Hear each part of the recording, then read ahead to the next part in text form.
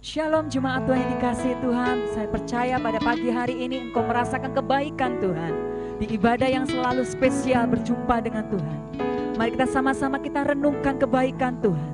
Karena saat kita menyatakan syukur kita kepada Tuhan, Tuhan akan menyatakan berkat-Nya atas kita. Mari kita sama-sama kita sembah Tuhan. Kita menaikkan syukur kepada Tuhan. Haleluya, Yesus.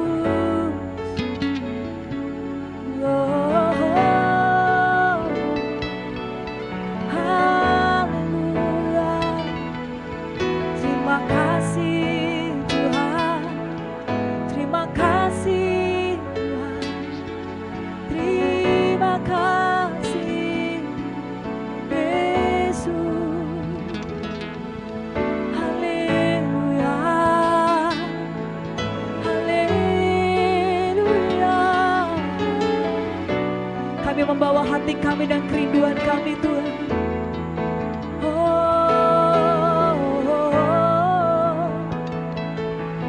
Terima kasih. Kami merasakan Engkau terlalu baik buat kami Tuhan. Terima kasih. Bapa, kami bersyukur dan berterima kasih pagi hari ini Tuhan. Kami terus memandang kemuliaan-Mu atas hidup kami. Kami berterima kasih buat segala penjagaan-Mu Tuhan, segala penyertaan-Mu Bapa. Kami percaya Bapa, Engkau tidak pernah sedetik pun meninggalkan kami. Biarlah pagi hari ini Bapa, jemaat-Mu yang berada di rumah Bapa, mereka merasakan kemurahan-Mu Tuhan, merasakan kebaikan Tuhan. Terima kasih Tuhan. Kami siap memuji, kami siap menyembah-Mu Tuhan.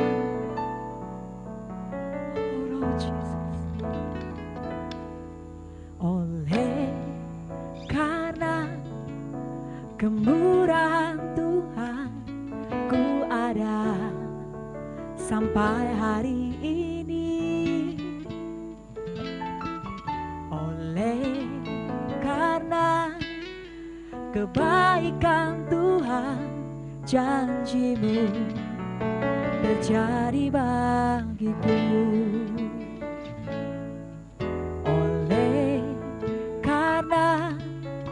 Kemurahan Tuhan, ku ada sampai hari ini.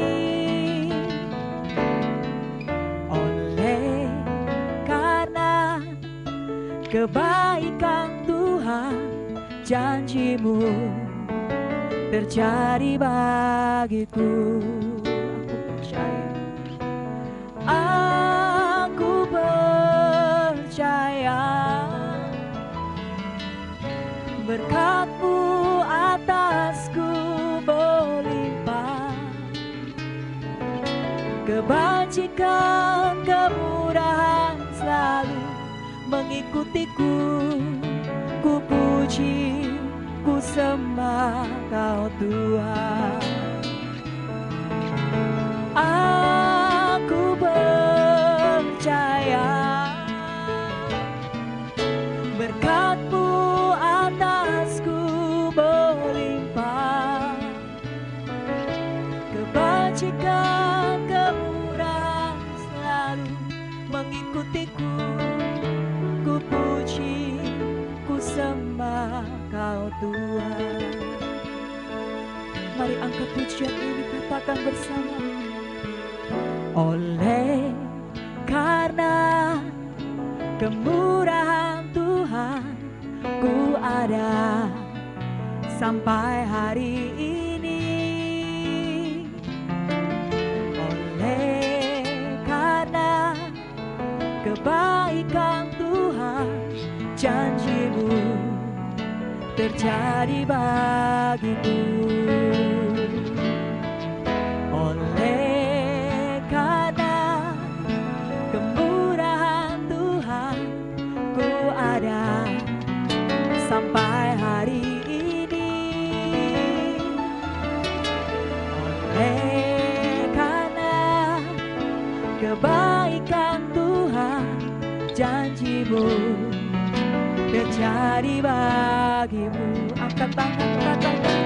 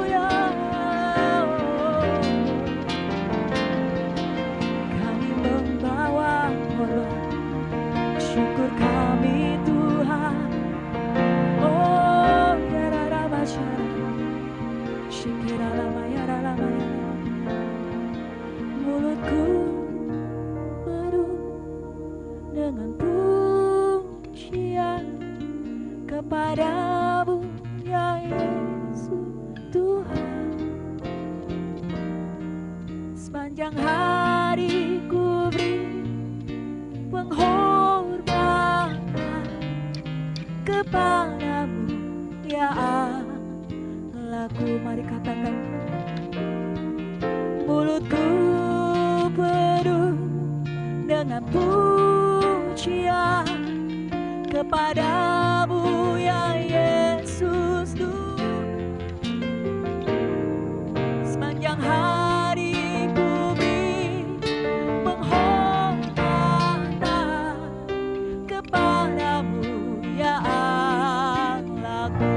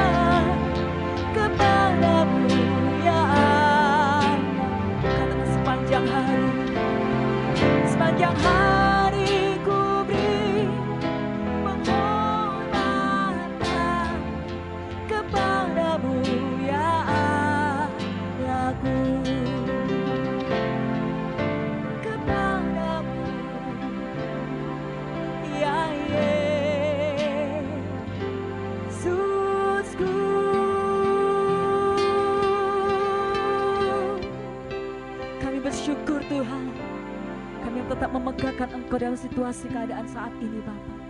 Ya, saat kami ingin memuji-muji Engkau Tuhan, kami siap Tuhan, di dalam nama Tuhan Yesus Kristus. Haleluya, amin. Haleluya. Saudara yang kekasih, ada kegerakan Tuhan di tengah-tengah rumah saudara, amin. Mari kita bangkit berdiri bersama, kita bertepuk tangan buat hadirat Tuhan pada pagi hari ini. Roh Kudus tercurah di tempat ini.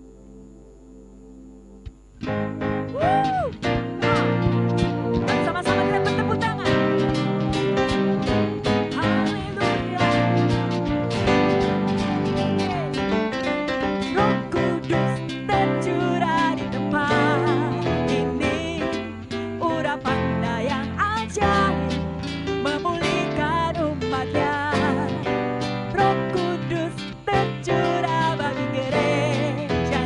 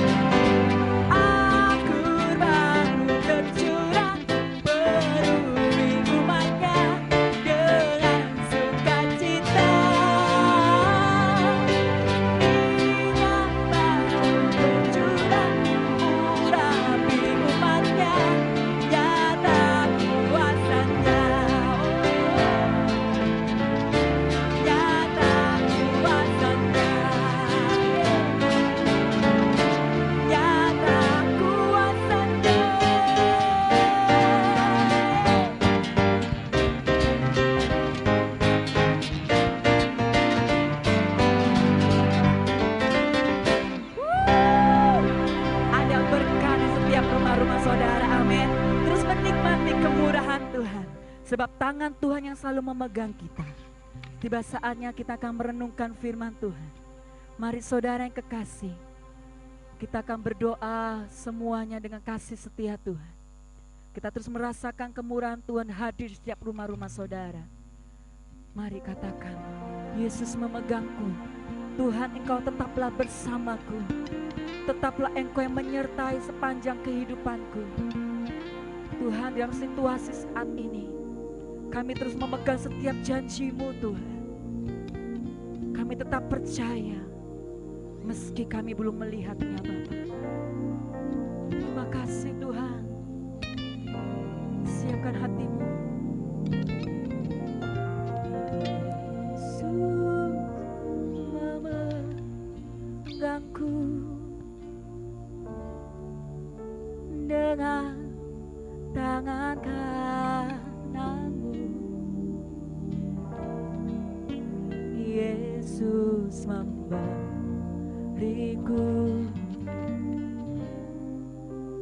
kemenangan.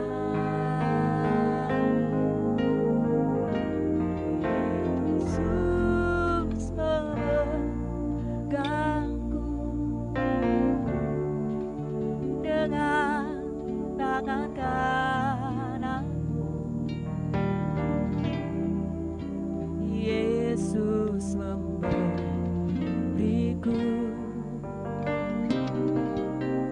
kemenangan. Mari Engkau yang mengasihi Tuhan, katakan, ku tidak takut, sebab Kau besertaku. Ku tidak bimbang, sebab Engkau Allahku. Engkau meneguhkanku, bahkan menolongku. Kau batu karangku. Yesus Tuhan, mari angkat sebabkan katakan Yesus. Yesus memegangku dengan tangan kananmu. Yesus memberiku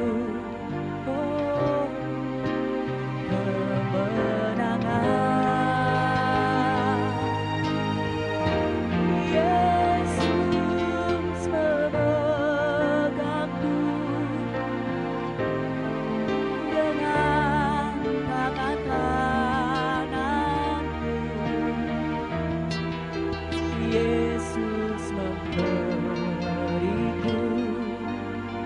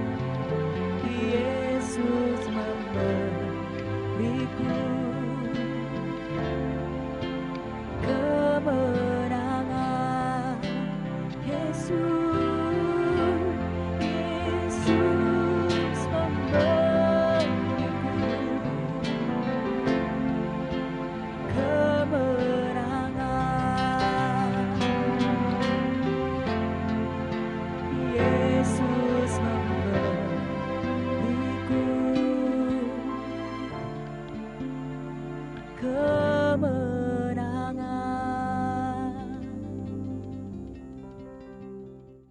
Ya, puji Tuhan, Bapak Ibu yang dikasihi Tuhan. Selamat pagi, selamat berhari Minggu. Dan biarlah minggu ini kita juga akan mempersiapkan hati kita untuk menerima kebenaran firman Tuhan. Dan sebelum kita merenungkan kebenaran firman-Nya, mari kita akan tundukkan kepala kita bersama-sama. Kita akan mohon hikmat dari Tuhan supaya kita dapat mengerti semua kebenaran firman-Nya. Mari kita tundukkan kepala, sekali lagi kita akan masuk di dalam doa. Ya Tuhan, Engkau Tuhan yang empunya kerajaan surga dan empunya segala-galanya. Engkau Tuhan yang ada di surga, tapi Engkau juga ada di tengah-tengah kami. Baik kami yang melayani maupun jemaat yang ada di rumah mereka masing-masing, Engkau ada di antara mereka. Hari ini kami mohon pimpinan-Mu, hari ini kami mohon pertolongan-Mu.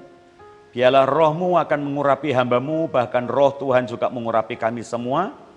Buat kami mengerti firman-Mu, bahkan kekuatan untuk melakukannya pun Tuhan berikan kepada kami.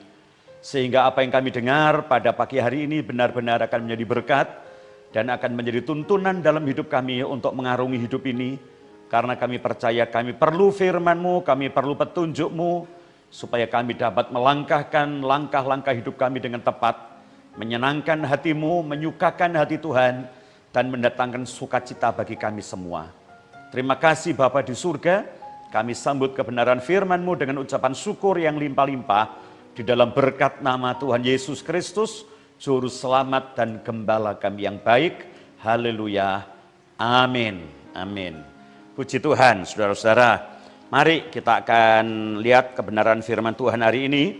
Sebelum saya membacakan firman Tuhan buat saudara-saudara, saya ingin menyampaikan kepada saudara bahwa hari-hari ini saudara kita sudah melihatnya sebuah tanda-tanda, walaupun tanda itu belum jelas. Kelihatannya sesuatu yang disebut dengan penderitaan kita hampir selesai. Ya, kita berdoa supaya bulan depan kita tidak akan lagi berjumpa secara online seperti ini, tapi akan kita jumpa di gereja kita. Ya, tapi saudara mesti sabar. Ya, di tengah-tengah penderitaan yang hampir selesai ini, saudara, kita perlu sebuah sikap, kita perlu sebuah pemikiran bagaimana kalau masalah ini akan selesai, Bapak Ibu Saudara. Seperti waktu-waktu yang lalu saya pernah berkata kepada saudara bahwa kalau pertandingan itu hampir selesai, biasanya peserta pertandingan akan kehilangan sesuatu akal sehat. Ya, saya sudah sampaikan kepada saudara waktu-waktu lalu, justru waktu pertandingan hampir selesai, itu biasanya semua peserta pertandingan akan mengalami sebuah masa yang disebut dengan masa gugup, ya. Sampai tanda waktu itu dalam tanda kutip disebut dengan tanda tidak waras gitu ya, karena hampir selesainya sebuah pertandingan. Ya, ada banyak orang bisa memulai pertandingan dengan baik, tapi tidak dapat mengakhiri pertandingan dengan baik. Makanya saya ingatkan kepada saudara, kalau orang main voli pada waktu itu kita melihat orang yang baru bertanding, free start pertandingan, semua masih bisa menguasai diri, semua masih punya pemikiran, semua punya akal sehat, semua masih punya satu strategi. Tapi justru pada waktu hampir selesai, ya, hampir finish, itu masing-masing regu mengalami satu masalah yang disebut dengan masa krisis penguasaan diri waktu yang lalu.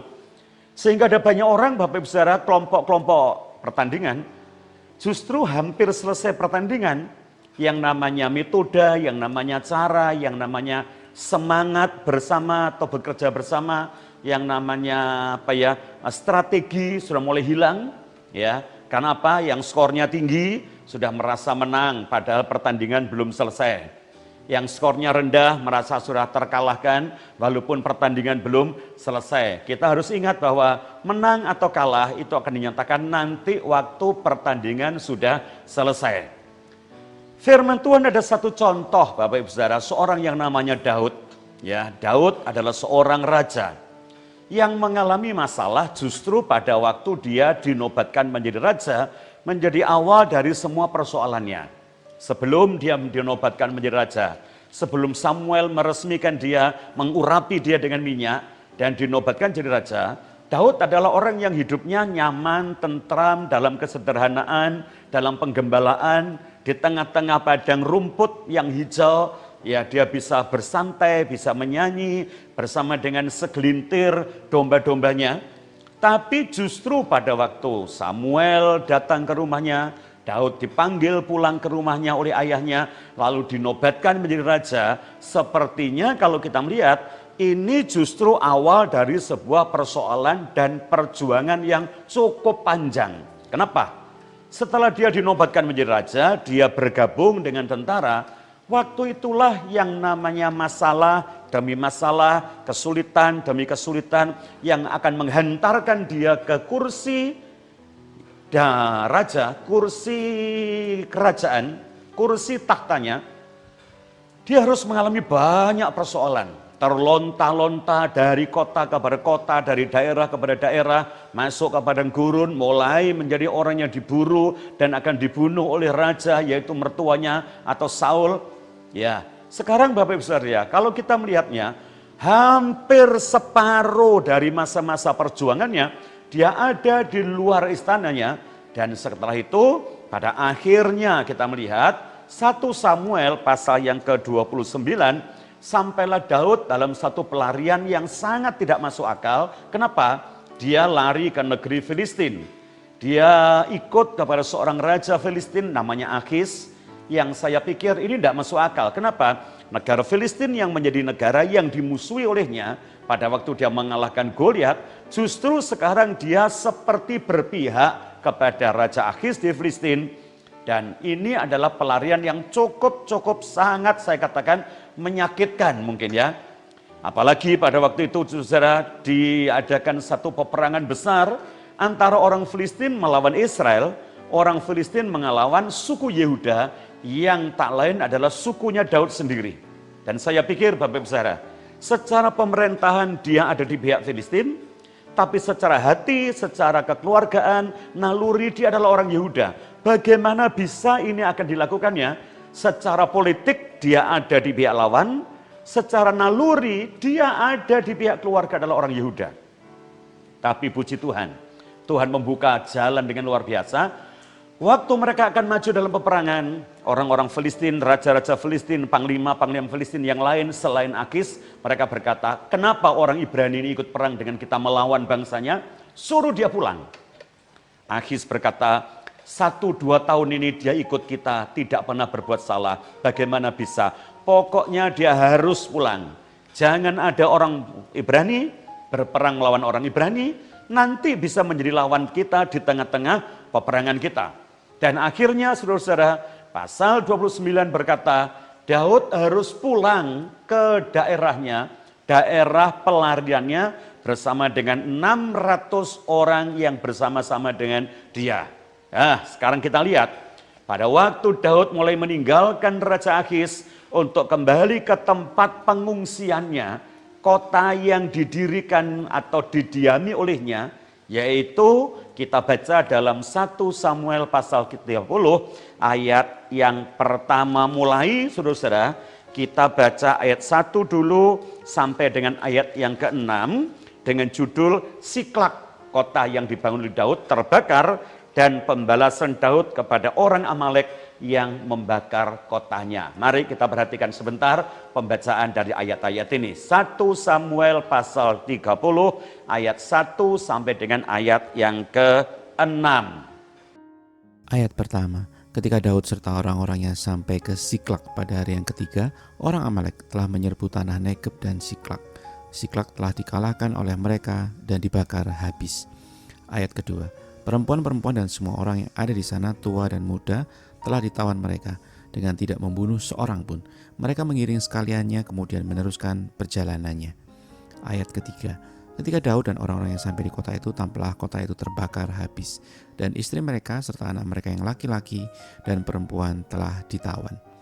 Ayat keempat, lalu menangislah Daud dan rakyat yang bersama-sama dengan dia dengan nyaring, sampai mereka tidak kuat lagi menangis. Ayat kelima, juga kedua istri Daud, yakni Ahinoam, perempuan Yisrael, dan Abigail, bekas istri Nabal orang Karmel itu. Ayat ke-6, dan Daud sangat terjepit, karena rakyat mengatakan hendak melempari dia dengan batu. Seluruh rakyat itu telah pedih hati, masing-masing karena anaknya laki-laki dan perempuan. Tetapi Daud menguatkan kepercayaannya kepada Tuhan Allahnya. Ya, puji Tuhan. Ya, kita dapati sebuah cerita, saudara-saudara. pada waktu Daud dan orang-orangnya 600 orang ini ya sampai ke kota Siklak, tempat di mana istri dan anak-anaknya serta harta bendanya ada di sana, Daud harus melihat sebuah kenyataan, satu persoalan, dan persoalan ini adalah persoalan yang paling berat di tengah-tengah penderitaan yang sedang dialaminya. Jadi kalau saya bisa merangkainya, sejak Daud keluar dari istana, lalu terkatung-katung dalam lariannya, dari tempat persinggahan kepada tempat persinggahan, dari tempat persembunyian kepada tempat persembunyiannya, pasal 30 adalah masalah yang paling berat di antara semua masalah yang dihadapinya. Kenapa? Dari dalam dia punya masalah, istri dan anak-anaknya sudah tidak ada lagi di tempat, kota lagi terbakar dengan habis, bahkan orang-orang yang ada di sekitarnya, 600 orang pendukung-pendukungnya mulai pedih hati, mulai menjadi tidak suka lagi. Mereka sudah sampai kepada satu persoalan, bahkan dikatakan mereka menangis sampai tidak bisa menangis lagi. Ya, itu adalah sesuatu yang sangat-sangat kita bisa bayangkan. Orang menangis tidak bisa menangis lagi, artinya tidak ada air mata lagi yang akan dicurahkan. Kesusahan yang semakin berat, kesusahan yang sangat besar. Sampai rakyat 600 orang yang bersama dengan berkata, mari kita lempari saja Daud dengan batu. Ya, sekarang sudah sampai kepada titik kulminasi puncak penderitaannya. Ya, ayo kita lempari dia dengan batu. Dan bagaimana Daud? Tapi saya sekali lagi mengulang, pasal 30 ini adalah masalah paling besar. Pasal 31, Saul meninggal, Saul mati. Ya. Kalau pasal 31 nanti Saul mati, berarti masalahnya Daud selesai. Dan dia naik tahta di Hebron selama 8 tahun, lalu dia balik menjadi raja di Yerusalem selama 32 tahun. Ya, kematian Saul sepertinya penutup dari semua masalah yang dihadapinya. Tapi hampir pasal 31, pasal 30 ini puncak-puncaknya penderitaan. Kalau saya ambil kalimat persoalan penderitaan hampir berakhir. Tapi justru hampir berakhir, kita mesti punya satu penguasaan diri. Ya. Daud akan dilempari dengan batu. Anak-anaknya ditawan. Istrinya tidak ada lagi di sana. Masalah paling berat. Nah, Bapak Ibu Saudara, orang-orang yang menyertainya ambil keputusan, kita lempari saja Daud dengan batu. Supaya apa? Tidak ada lagi pemimpin, bubar-bubaran, sudah selesai persoalannya. Dengan cara apa? Sudah habis di sini, entek-entekan, ancur-ancuran. Ya, Bapak Ibu, saya ulangi lagi, masalah hampir selesai. Apakah yang mereka alami? Kehilangan kontrol diri. Tidak dapat lagi menguasai emosi. Bahasa Jawa ini gerusah-gerusuh. Tidak pikir panjang. Tidak lagi dapat melihat sebuah kenyataan. Tidak lagi mampu melihat apa yang dilihatnya dengan satu ukuran yang diperlukan. Ya, standarnya mulai hilang. Ya. Hari ini saya katakan kepada saudara, hampir selesai. Saya katakan tadi, puji Tuhan, semoga kita berdoa kepada Tuhan ya. Kalau Tuhan izinkan, bulan depan kita akan ketemu di ibadah yang normal, yang namanya new normal. Tapi menghadapi new normal ini sering kali terjadi, kita kehilangan kontrol, kita kehilangan yang namanya pola pikir yang teratur, kita kehilangan yang namanya pikiran yang panjang, yang disebut dengan gerusah-gerusuh, kesusu-susu, gugup, kayak orang sudah punya nilai tinggi dalam pertandingan voli, walaupun sudah tinggi, ini belum menang, akhir pertandingan belum selesai, ngawurnya harus dihilangkan. Dan kita melihat pada waktu mereka semua menjadi seperti itu, Daud dikatakan, tetapi Daud menguatkan kepercayaannya kepada Tuhan. Ya, Daud menguatkan kepercayaannya kepada Tuhan. Dia menata masih pikirannya, dia ingat Tuhan, dia pakai kekuatannya sekarang bukan untuk melihat, merespon, menanggapi tindakan orang-orang yang akan melempari dia dengan batu, tapi Daud menguatkan kepercayaannya kepada Tuhan. Ya, ada beberapa hal yang kita lihat Bapak Ibu Saudara pada pagi ini, bagaimana Daud menguatkan kepercayaannya kepada Tuhan. Kita akan melihat sama-sama pada ayat yang ke-7. Ayat 7. Mari kita perhatikan ayat yang ke-7. Lalu Daud memberi perintah kepada Imam Abyatar bin Ahimelek, bawalah efod itu kepadaku. Maka Abyatar membawa efod itu kepada Daud. Ya, puji Tuhan. Ayat yang ke-7 ini berkata bahwa Daud memanggil Imam Abyatar minta efod. Efod adalah baju doa, saudara, supaya kita gampang. Daud berdoa kepada Tuhan di tengah-tengah satu masalah yang besar, di tengah-tengah masalah yang puncak. Ya, orang luar sudah menyerang dia, orang dalam tidak pro lagi kepada dia. Istri tidak ada, anak-anak tidak tahu tempatnya, harta benda habis. Daud menguatkan kepercayaannya kepada Tuhan. Yang pertama dia lakukan adalah dengan berdoa. Saya tetap yakin Bapak Ibu Saudara, doa adalah sesuatu yang sanggup mengubahkan segala-galanya. Yang lalu kita melihat seorang yang namanya Yabes. Yabes lebih dimuliakan dari saudara-saudaranya. Kenapa? Karena dia berdoa. Apa yang tidak dapat diubah dengan perbuatan, apa yang tidak dapat diubah dengan pemikiran, apa yang tidak dapat diubah dengan cara dan metode, sesuatu yang tidak dapat diubah dengan perkataan, masih bisa diubah dengan doa. Tapi Bapak Ibu Saudara, walaupun Daud ini berdoa, saya juga yakin, saya dan saudara juga berdoa. Saya ingin sampaikan kepada kita semua bahwa kita harus melihat kembali, mengevaluasi doa kita. Apakah yang kita doakan kepada Tuhan? Katanya pada ayat yang ke-8. Coba kita lihat sebentar ayat 8. Setelah kita berdoa, yang kedua ayat 8. Kemudian bertanyalah Daud kepada Tuhan. Katanya, haruskah aku mengejar gerombolan itu? Akan dapatkah mereka kususul? Dan ia berfirman kepadanya, kejarlah, sebab sesungguhnya engkau akan dapat menyusul mereka dan melepaskan para tawanan. Pada waktu Daud berdoa, ternyata Daud berdoa bukan minta sesuatu kepada Tuhan, tapi Daud berkata, Tuhan, apakah kami harus menyusul mereka? Dan dapatkah kami menyusul dan mengalahkan mereka? Ini doa yang bagus, saudara-saudara. Kali ini Daud berdoa bukan supaya Tuhan berbuat sesuatu kepadanya, tapi justru waktu Daud berdoa, Daud berkata kepada Tuhan, apakah yang harus kami perbuat Tuhan menghadapi persoalan ini? Ya, seringkali kita berdoa, buatlah Tuhan, lakukanlah Tuhan, bekerjalah buat kami Tuhan. Ayo Tuhan, ulurkan tanganmu, lakukan sesuatu, bertindaklah Tuhan untuk aku. Engkau yang berbuat, aku yang menunggu. Engkau yang berbuat, aku yang menanti. Engkau yang melakukan sesuatu, aku yang menerimanya.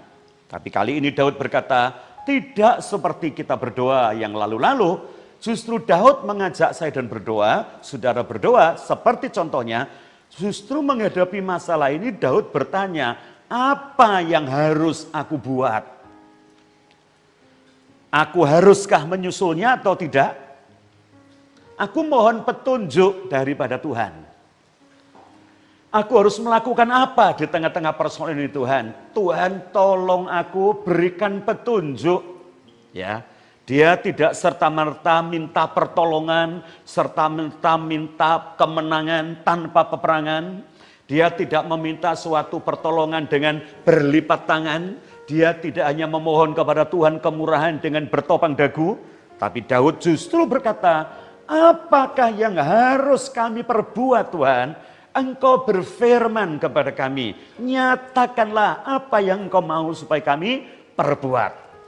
Bapak Ibu, yang pertama kita mesti berdoa, yang kedua kita mohon petunjuk, kita minta Tuhan menolong, menuntun, memberikan kita satu arahan. Ya, hari ini saya berkata, mungkin new normal sudah hampir kita nikmati dan puji Tuhan dengan iman kita masuk normal lagi, kapan kita tidak tahu. Tapi yang jelas mintalah petunjuk dari Tuhan. Mintalah nasihat firman Tuhan. Biar Tuhan yang menggerakkan kita, jangan pakai kepikiran kita, jangan hanya dapat bijak sini, tapi jadilah bijaksana, sehingga semua keputusan apapun, kebijakan apapun yang kita ambil berasal dari sana. Ya, mari kita lihat kemudian yang berikut, yang ketiga, ya, ayat yang ke-9. Coba kita lihat sama-sama ayat yang ke-9. Lalu pergilah Daud beserta ke-600 orang yang bersama-sama dengan dia, dan sampailah mereka ke sungai Besor. Sementara orang-orang yang mau tinggal di belakang berhenti di sana. Oke, ayat 9 adalah bagaimana setelah Daud berdoa, lalu Daud minta petunjuk kepada Tuhan, lalu Tuhan berfirman. Ayat 9 ini adalah satu kata, Daud melakukan apa yang Tuhan suruhkan kepadanya. Daud menjadi taat dengan apa yang Tuhan firmankan, karena Tuhan menjawab dengan firman-Nya, pergilah Daud, susullah mereka, kejarlah mereka, engkau akan dapat mengejar dan mengalahkan mereka. Ya, saya kembali lagi, supaya saudara-saudara lebih mengerti langkah apa yang diambil Daud. Yang pertama, dia menguatkan hatinya kepada Tuhan, di dalam menguatkan kepercayaan kepada Tuhan, menguatkan iman kepada Tuhan, ada doa. Di dalam doa ada satu permohonan petunjuk dari Tuhan. Setelah mohon petunjuk dari Tuhan, maka Tuhan berfirman. Lalu berikutnya dia taat kepada firman. Ya, hari ini Bapak Ibu Saudara, kalau Anda ada di rumah masing-masing, tapi mengumpulkan anak-anak, keluarga, lalu duduk di satu ruangan, saudara mendengar pemberitaan firman, ini semata-mata satu sikap adalah saudara butuh firman. Kalau Anda tidak butuh firman, pasti Anda tidak duduk dan mendengarkan renungan ini. Ya, semua orang harus ada doa, ada minta petunjuk supaya Tuhan berfirman, lalu taat kepada firman. Kenapa? Apa gunanya Tuhan berfirman jikalau saya dan saudara tidak mampu mentaatinya? Saya selalu berdoa kepada Roh Kudus, biar Roh Kudus yang mengurapi saya, mengurapi saudara, untuk mengerti firman Tuhan, membuka pikiran kita kepada firman, dan Roh itu juga memberikan kita kemampuan untuk melakukan, mentaati firman. Ya, mengapa Bapak Ibu Saudara?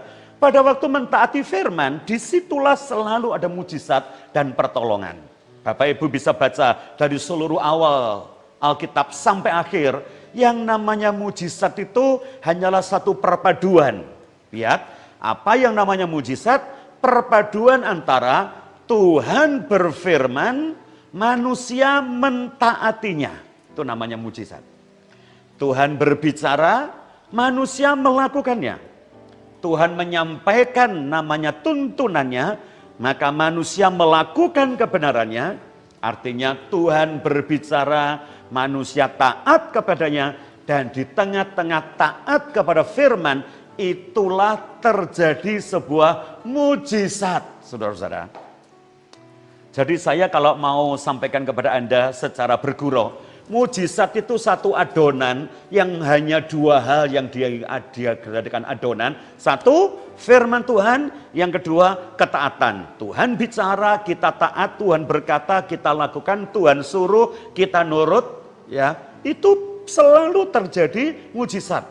Sebab itu hari-hari ini Bapak Ibu Saudara, sabar, tenang, sareh, jangan banyak hal, jangan ikut kiri kanan, saudara, jangan gugup, ya, jangan kehilangan satu daya pikir, jangan kehilangan satu daya nalar. Yang harus kita pelihara adalah kita memelihara, bahkan menguatkan kepercayaan kita kepada Tuhan dengan berdoa, mohon petunjuk dari Tuhan, biar Tuhan berfirman, kita tunggu firman-Nya, lalu kita mentaati firman itu dalam semua upaya dan usaha yang kita lakukan. Ya, kemudian Bapak Ibu Saudara, berikutnya, setelah Daud maju berperang, ya, menyusul mereka mencari orang Amalek, di mana letaknya para musuh. Dan saya percaya menurut cerita ini juga Daud belum tahu siapa yang membakar kota ini, ya. Dan saya juga tidak melihat satu petunjuk sebelumnya kemanakah dia harus pergi menyusul mereka. Tapi saya yakin Tuhan memberikan sebuah arahan. Tuhan memberikan tuntunan kepada Daud, seorang pemimpin yang membawa 600 orang bersama dengan dia menuju kepada sebuah tempat. Ternyata tempat itu harus menyeberangi sebuah sungai yang disebut dengan Sungai Besor. Ya, ada kejadian lagi di Sungai Besor ini, di tepi Sungai Besor. Kejadiannya kita akan buka sama-sama pada ayat yang ke-9, lalu lanjut ayat yang ke-10. Sekali lagi, kembali ayat 9, tapi lanjut kepada ayat 10. Mari kita perhatikan pembacaan ini dengan seksama.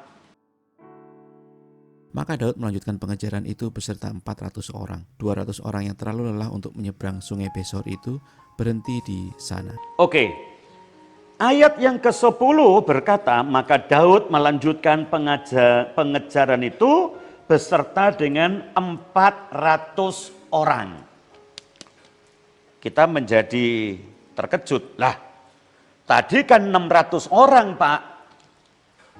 Justru mau menyeberang Sungai Besor.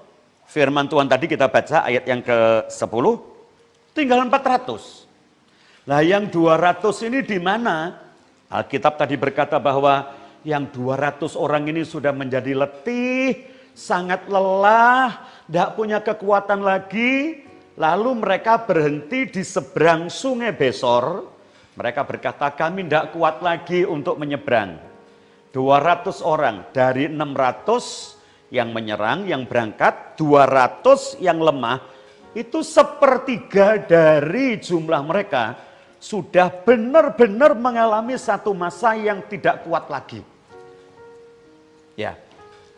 Bagaimana sikap Daud mengalami hal ini?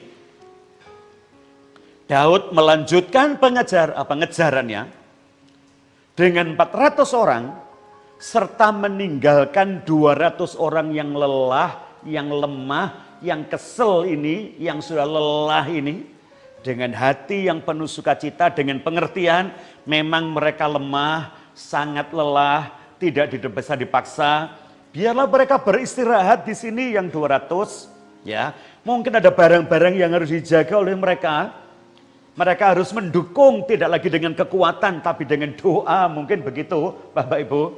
Yang 200 orang ini biar tinggal di situ dalam keletihannya, tapi Daud dengan semangat yang tetap bersama 400 orang, mereka melanjutkan perjalanannya untuk mencari gerombolan orang yang telah membakar kota Siklag. Ini pengalaman bagus sekali. Bagaimana kita?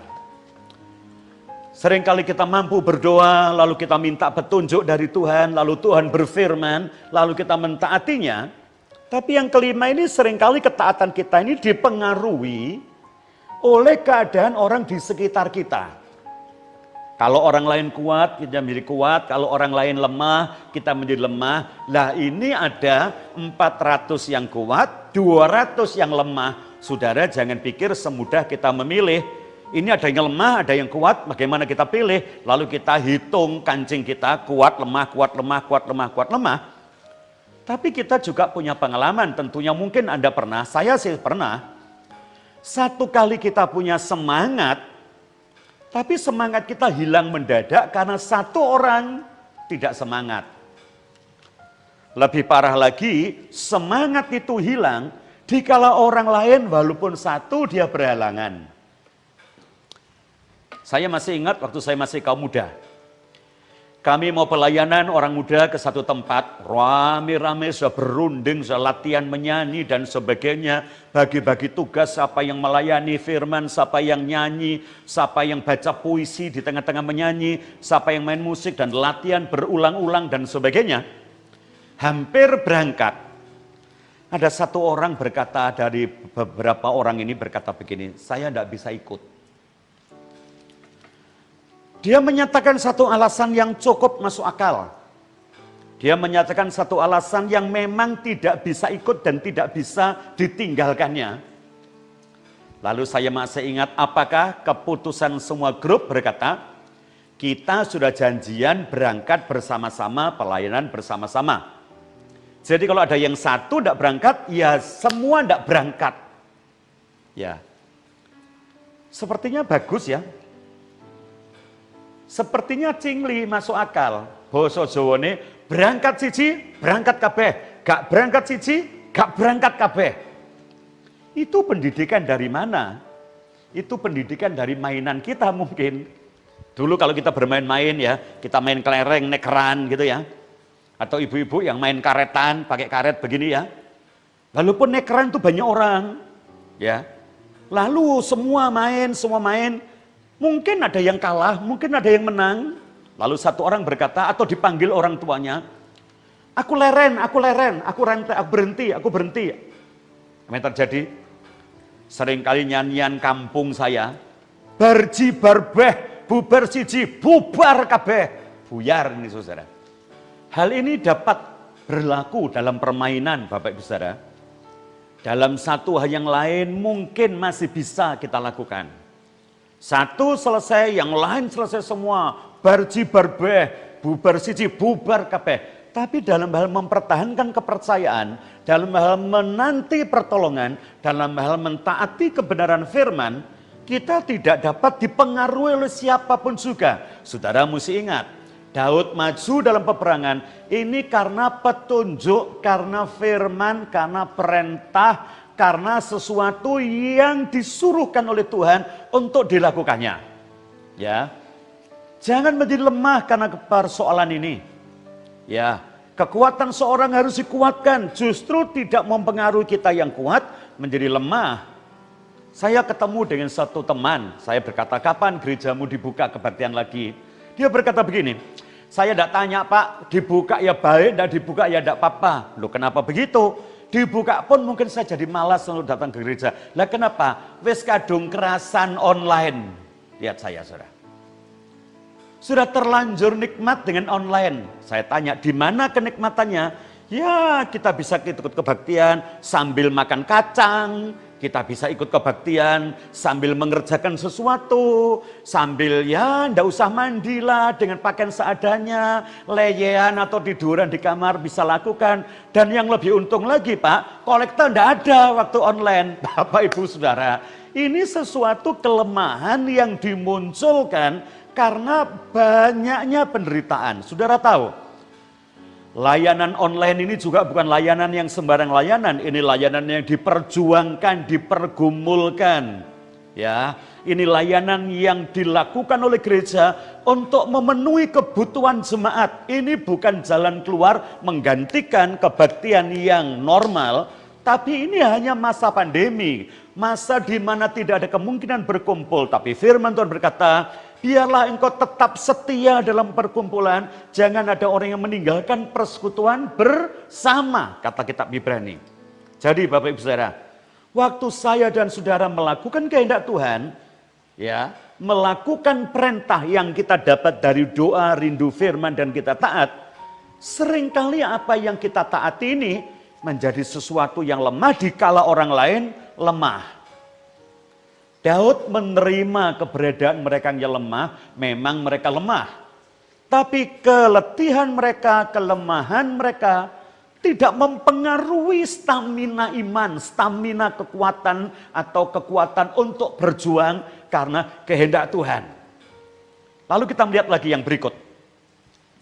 Dalam dalam pengejaran, dalam peperangan ini.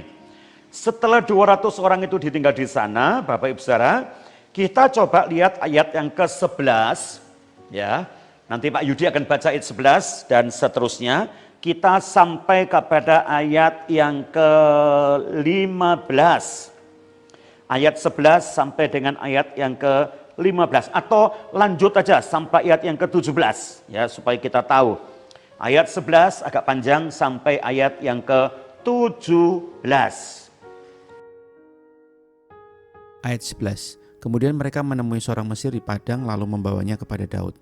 Mereka memberi dia roti, lalu makanlah ia. Kemudian mereka memberi dia minum air. Ayat 12. Dan memberikan kepadanya sepotong kue ara dan 2 buah kue kismis, dan setelah dimakannya ia segar kembali. Sebab ia tidak makan dan minum selama 3 hari 3 malam. Ayat 13. Kemudian bertanyalah Daud kepadanya, budak siapakah engkau dan dari manakah engkau? Jawabnya, aku ini seorang pemuda Mesir, budak kepunyaan seorang Amalek. Tuanku meninggalkan aku karena 3 hari yang lalu aku jatuh sakit. Ayat 14. Kami telah menyerbu tanah Negeb orang Kreti dan daerah Yehuda, dan tanah Negeb Kaleb dan Siklak telah kami bakar habis. Ayat 15. Daud bertanya kepadanya, dapatkah engkau menunjukkan jalan kepadaku ke gerombolan itu? Katanya, bersumpahlah kepadaku demi Allah bahwa engkau tidak akan membunuh aku dan tidak akan menyerahkan aku ke dalam tangan tuanku itu. Maka aku akan menunjukkan jalan kepadamu ke gerombolan itu. Ayat 16. Ia menunjuk jalan kepada Daud ke sana, dan tampaklah orang-orang itu berpencar-pencar di atas seluruh daerah itu sambil makan, minum, dan mengadakan perayaan karena jarahan yang besar yang telah dirampas mereka dari tanah orang Filistin dan dari tanah Yehuda. Ayat 17. Dan pada keesokan harinya Daud menghancurkan mereka dari pagi-pagi buta sampai matahari terbenam. Tidak ada seorang pun dari mereka yang lolos, kecuali 400 orang muda yang melarikan diri dengan menunggang unta. Oke, berikut. Pada waktu mereka mulai mengejar, menyeberang sungai Besor, ternyata di seberang sungai Besor mereka tidak menjumpai medan perang. Yang dijumpai adalah seorang yang tergeletak, lemah. Orang ini kalau kita lihat identitasnya, kemudian dia adalah orang Mesir, seorang budak. Dia adalah budak orang Amalek. 3 hari 3 malam dia tidak makan dan ditinggal oleh tuannya. Ini yang dijumpai oleh Daud dan orang-orangnya yang 400 orang. Ya, pasti mereka punya pikiran, punya semangat, nyebrang sungai, ketemu musuh, perang selesai, menang. Mereka menemui orang yang lemah, tidak makan 3 hari 3 malam. Apakah yang mereka lakukan? Mereka bawa orang lemah ini kepada Daud. Tadi kita baca, dikasih makan, lalu diberi minum, dikasih lagi 1 kue yang namanya kue ara, masih ditambah lagi 2 kue kismis, saudara-saudara. Dan setelah makan kenyang, orang ini menjadi kuat. Jadi saya ambil kesimpulan, ini sakitnya mungkin sakit kelaparan, saudara ya. Sebetulnya tidak sakit, ini bahasa Jermannya kaliren itu, saudara. 3 hari 3 malam tidak makan. Yang saya mau sampaikan kepada saudara, dan saya juga harus merenungkannya, di tengah-tengah sebuah perjuangan, sakitnya sebuah kehidupan karena penderitaan, beratnya perjuangan, dikala lain sudah lemah dia masih kuat, sekarang ketemu lagi dengan orang yang perlu pertolongan dan uluran tangan. Sikap apa yang harus kita kembangkan dalam peristiwa yang seperti ini? Tidak salah bukan kalau kita berkata, sudah jangan dihiraukan, kita sendiri susah, kenapa mesti tolong orang susah? Jangan dihiraukan, kenapa dia dengan kita? Dia sakit, keluarga kita belum tentu keadaannya lebih baik. Mungkin istri sakit, mungkin anak-anak sakit, kita tidak tahu. Atau mungkin mereka sudah meninggal, kita belum tahu. Sudah jangan hiraukan itu. Yang lain lagi mungkin berkata, ya pantaslah kalau tidak hiraukan. Siapa dia? Orang Mesir. Orang Israel kalau punya kata dengar orang Mesir, ingatan mereka langsung nenek moyang mereka dijajah 400 tahun. Siapa dia? Dia adalah budak orang Amalek. Dari mana kita tahu? Firman ini berkata, setelah sehat, kuat, Daud bertanya, kamu ini siapa? Baru dia ngaku, saya orang Mesir, saya budak orang Amalek. Dari mana kamu datang? Saya katakan kepada saudara dengan drama kita sendiri ya. Betapa terkejutnya Daud waktu dia mendengar jawaban, saya ini orang Mesir, saya budak orang Amalek. 3 hari yang lalu saya ditinggal oleh Tuhan saya dalam perjalanan. Lah kamu dari mana? Kami baru mengalahkan daerah. Kami baru mengalahkan daerah.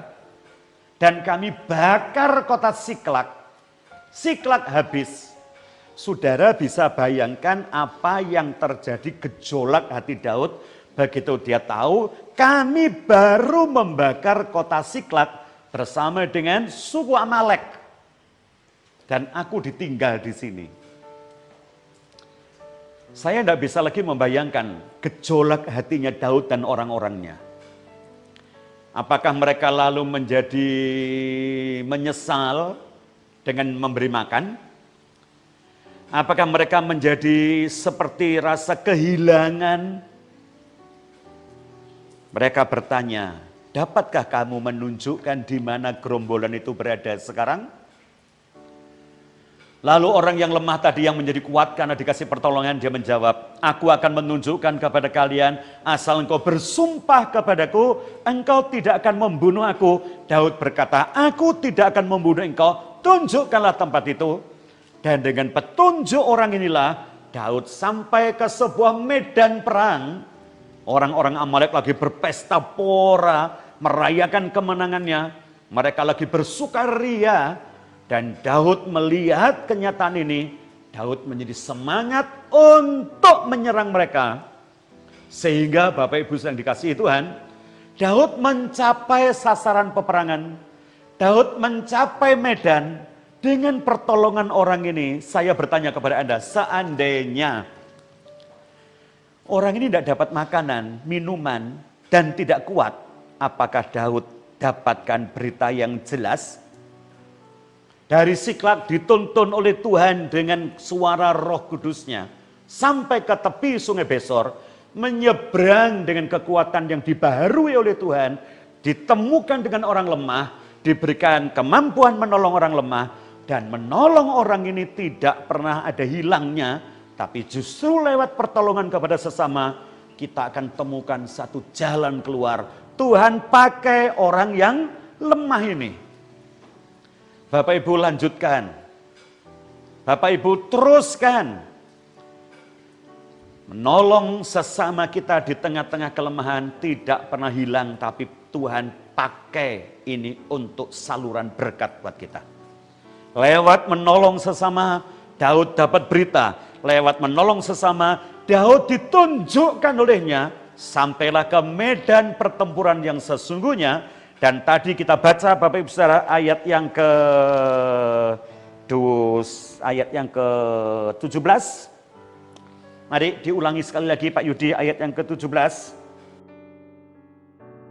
Ayat 17. Dan pada keesokan harinya Daud menghancurkan mereka dari pagi-pagi buta sampai matahari terbenam. Tidak ada seorang pun dari mereka yang lolos, kecuali 400 orang muda yang melarikan diri dengan menunggang unta. Puji Tuhan. Daud berperang dan mengalami kemenangan yang luar biasa. Sampai orang Amalek porak-poranda bubar tidak karu-karuan. Lari 400 orang naik unta. Dan kita dapatkan sebuah hasil yang luar biasa. Pak, mari kita lanjut ayat yang ke-18 sampai dengan ayat yang ke-20 sebagai ayat penutup kita. Ayat 18 sampai ayat yang ke-20. Ayat 18, Daud melepaskan semua apa yang dirampas oleh orang Amalek itu, juga kedua istrinya dapat dilepaskan Daud. Ayat 19, tidak ada yang hilang pada mereka, dari hal yang kecil sampai hal yang besar, sampai anak laki-laki dan anak perempuan, dan dari jarahan sampai segala sesuatu yang telah dirampas mereka. Semuanya itu dibawa Daud kembali. Ayat 20, Daud mengambil segala kambing domba dan lembu, semuanya itu digiring mereka di hadapannya, serta berkata, inilah jarahan Daud. Oke, Daud mendapat kemenangan yang besar. Saya tertarik dengan satu kata, ayat 19, tidak ada yang hilang pada mereka. Tidak ada yang hilang pada mereka. Baik yang kecil maupun hal yang besar. Anak laki-laki, anak perempuan, jarahan, sampai semua yang dirampas mereka kembali ke tangan Daud dan orang-orangnya. Bahkan di sana ada sebuah sorak, sebuah nyanyian, satu pujian yang berkata ayat 20, dan Daud mengambil segala sekambing domba dan lembu, semuanya itu digiring mereka di hadapannya, serta berkata, inilah jarahan Daud. Bapak Ibu yang dikasihi Tuhan, saya ingatkan kembali Masa-masa persoalan kita yakinlah hampir selesai. Kalau saya membuat pasal, saudara membuat pasal dalam sejarah penderitaan kita, mungkin pagi ini kita sudah sampai kepada pasal 30. Pasal 31 selesai masalah. Seperti Daud, pasal 30 Siklak terbakar, pasal 31 Saul meninggal. Hari-hari ini persoalan hampir selesai. Kuasailah dirimu, jadilah tenang, supaya kamu dapat berdoa. Dan jangan lagi berdoa mohon Tuhan bekerja, mohon Tuhan berbuat, tapi berdoalah seperti Daud, apakah yang harus kami perbuat. Setelah kita dapat berdoa, kita mohon petunjuk, saudara perlu firman. Dan pagi ini firman telah menyapa saya dan Anda, memberikan satu tuntunan. Bekerjalah, berjuanglah. Jangan patah semangat. Relalah memberi pertolongan kepada orang lemah. Dan pasti Tuhan akan menolong kita. Puji Tuhan, mari kita tundukkan kepala kita sekali lagi. Kita akan masuk di dalam doa untuk menanggapi firman ini. Terima kasih Tuhan buat firman-Mu. Terima kasih buat petunjuk-Mu. Tuhan, terima kasih. Tuhan terus bekerja di tengah-tengah hidup kami masing-masing. Di tengah-tengah umat-Mu yang ada di rumah mereka masing-masing. Berbicaralah ya Roh Kudus. Bisikkan sesuatu di hati kami masing-masing. Apakah yang harus kami lakukan? Apakah yang harus kami perbuat? Tuhan berbicaralah. Berikan kami kemampuan untuk mendengar. Berikan kami kepekaan untuk menanggapi, supaya Tuhan berbicara menuntun kami dan kami mau taat. Tuhan berikan kami kekuatan.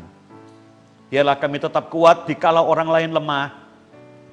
Biarlah kami tetap mampu menolong orang lain yang membutuhkan, walaupun kami juga sedang membutuhkan. Tuhan tolonglah kami.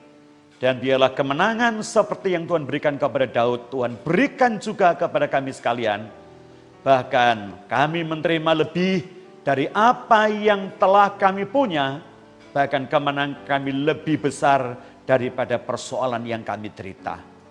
Terima kasih Bapa, kemurahan-Mu tetap terjadi untuk gereja kami. Kami berdoa untuk Bapak Pendeta Ardian, Gembala kami, Tuhan berikan hikmat, kekuatan, Tuhan berikan pelayanan yang semakin besar. Bahkan Tuhan memberkati semua hamba-hamba-Mu dalam kru pelayanan gereja kami. GBI Kunci Daud, Tuhan tetap pakai kami semua untuk kemuliaan nama-Mu. Nah, biarlah damai sejahtera Tuhan tetap menyertai kami. Sampai kami dapat melihat pertolongan demi pertolongan terjadi di dalam hidup kami. Dan doa kami alaskan kepadamu di dalam nama Tuhan Yesus Kristus. Amin. Puji nama Tuhan, kita sudah mengakhiri ibadah kita pada pagi hari ini. Mari jemaat yang dikasih Tuhan, kita bangkit berdiri bersama. Angkat wajahmu dan angkat kedua tangan dan katakan, bila kau yang membuka pintu, tak ada satupun dapat menutupnya. Bila kau yang mengangkat aku, tiada yang dapat merendahkan.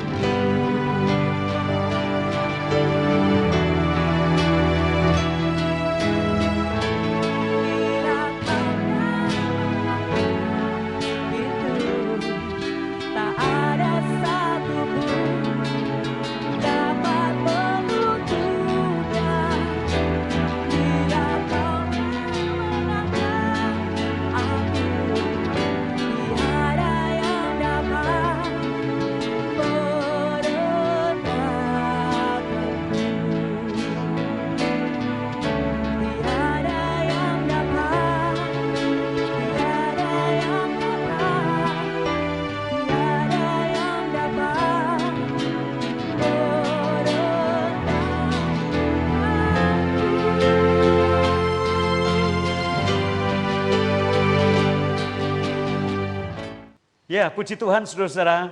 Sekarang di akhir ibadah kita akan siapkan hati kita arahkan pandangan kita kepada Tuhan seperti Daud. Kita buka kedua tangan kita mohon berkat daripadanya. Saudara-saudara yang kekasih di dalam Tuhan, sekarang terimalah berkat. Berkat yang limpah baik jasmani terlebih yang rohani, yang dicurahkan oleh Bapa di surga, yang tidak pernah kekurangan sampai selama-lamanya, kasih sayang yang sempurna dari Tuhan Yesus Kristus Sang Putra, bahkan persekutuan dengan Roh Kudus akan menyertai kita mulai pagi ini sampai Maranatha, bahkan sampai selama-lamanya. Sekali diberkati, kita terus diberkati, dan terimalah berkat ini dalam nama Bapa, Putra, Roh Kudus, Tuhan Yesus Kristus. Amin.